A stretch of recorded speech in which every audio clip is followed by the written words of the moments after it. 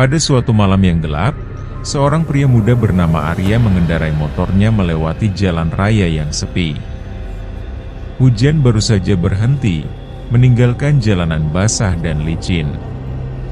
Lampu motor yang menyinari jalanan beraspal mengungkapkan deretan pepohonan tinggi yang mengapit kedua sisi jalan, mengarah ke jurang yang dalam dan gelap.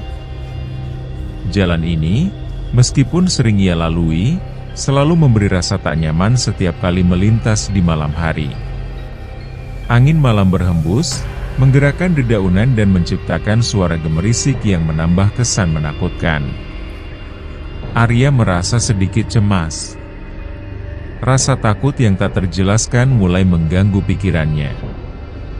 Apa yang seharusnya menjadi perjalanan singkat pulang ke rumah, terasa semakin lama, seolah-olah ada yang mengawasinya dari dalam kegelapan hutan di samping jalan.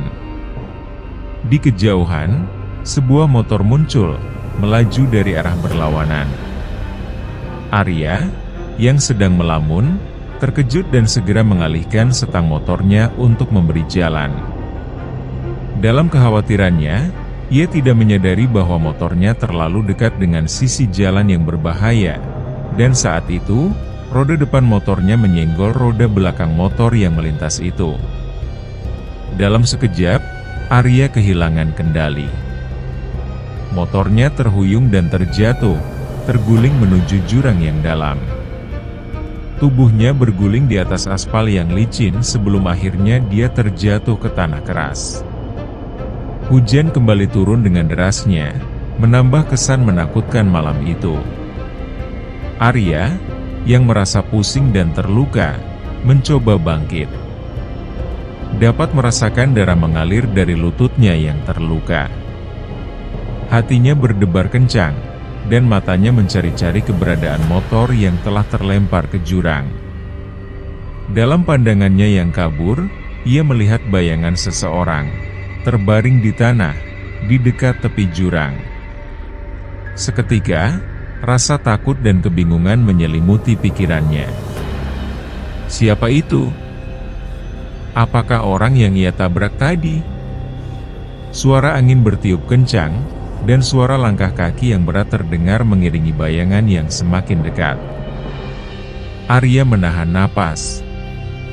Dia merasa seolah-olah ia berada di dunia yang berbeda, dunia yang gelap dan penuh kengerian.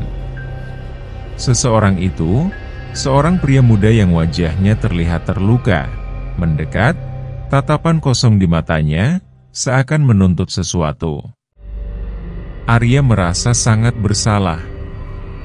Ia tak tahu apakah orang itu masih hidup, tetapi perasaan bersalah itu terus menghantuinya. Di saat itulah, sebuah suara serak dan parau terdengar di telinganya. Apa yang telah kau lakukan?" Arya terkejut, merasa tubuhnya seperti dibekukan oleh rasa takut. Ia berusaha melangkah mundur, tetapi kakinya tak dapat bergerak. Dalam keterkejutannya, ia menatap pria yang kini tampak lebih jelas. Wajahnya memucat, dan tubuhnya tampak terkulai, seolah kehilangan nyawa. Suara tangisan yang mengerikan terdengar semakin keras, membuat Arya semakin ketakutan. "Saya tidak bermaksud, saya tidak tahu." Arya mencoba berbicara, tetapi kata-katanya terhenti, tersendat oleh rasa takut yang semakin mencekam.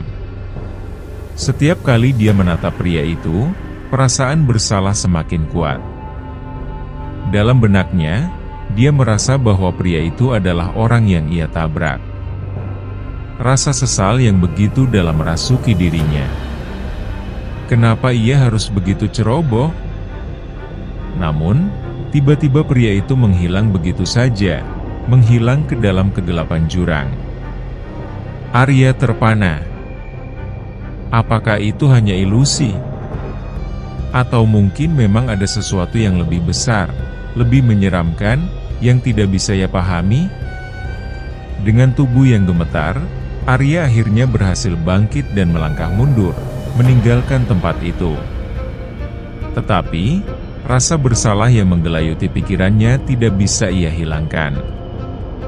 Dia berlari secepat mungkin menuju rumah, tubuhnya terhuyung-huyung, seolah langkahnya semakin berat. Setiap detik yang berlalu, ia merasa semakin terjerat dalam rasa bersalah yang menyesakan.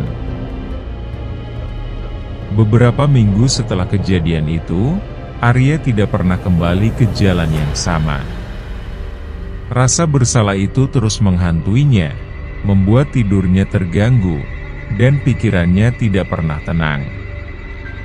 Dia selalu terbayang oleh wajah pria yang tak pernah ia kenal, wajah yang menatapnya dengan mata penuh pertanyaan. Apakah dia membunuhnya? Apakah dia telah mengambil nyawa seseorang yang tidak bersalah? Pada suatu pagi yang cerah, Arya memutuskan untuk mengunjungi kantor polisi, berharap bisa menemukan jawaban. Dia menceritakan kejadian itu dengan terbata-bata, menceritakan kecelakaan yang terjadi beberapa minggu lalu. Polisi mendengarkannya dengan seksama, lalu mereka memeriksa laporan kecelakaan di sekitar daerah itu. Menurut catatan kami, tidak ada korban jiwa dalam kecelakaan yang Anda ceritakan, ujar petugas polisi. Kami tidak menemukan bukti kecelakaan besar di sana. Arya terdiam. Bagaimana mungkin?